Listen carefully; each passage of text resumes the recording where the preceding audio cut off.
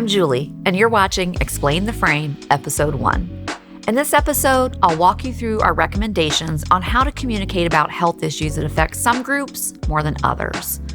When communicating about disparities, it's hard to know where to begin. Starting with statistics can lead people to tune out. And worse, sharing data about disparities without context on where those disparities came from can leave space for people to rely on harmful stereotypes and to blame individuals for systemic problems.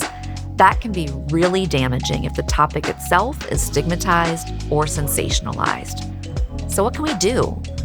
We recommend leading with a values-based message by expressing a cherished ideal or principle. When we express a value early in a communication, it shapes how people respond to the ideas that follow. But there are literally dozens, if not hundreds, of widely held values. Which ones work best when we're talking about disparities?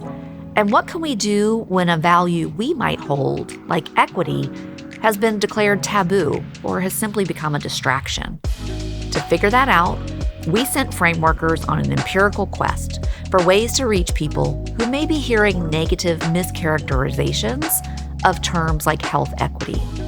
We tested several possible framing strategies in focus groups and a large-scale controlled survey experiment.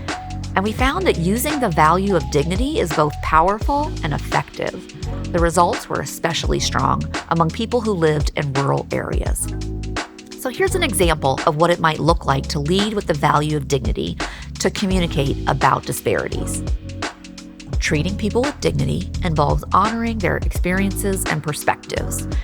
Here, we're introducing the value of dignity, explaining what we mean by it.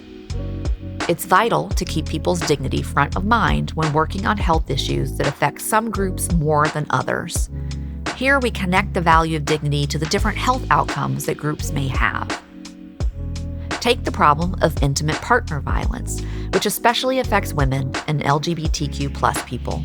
To tackle this issue effectively, we'll need to take these distinct experiences into account and show respect for people's different and unique expressions of gender and sexuality. Here, we're connecting the value to a health issue and the groups that experience it disproportionately. We're then offering an example of how to live up to our ideal through respectful, tailored approaches. This is just one example. Keep in mind that this framing strategy is a theme, not a script. One thing to consider is that dignity is a word you may have to repeat often because there just aren't many synonyms for it.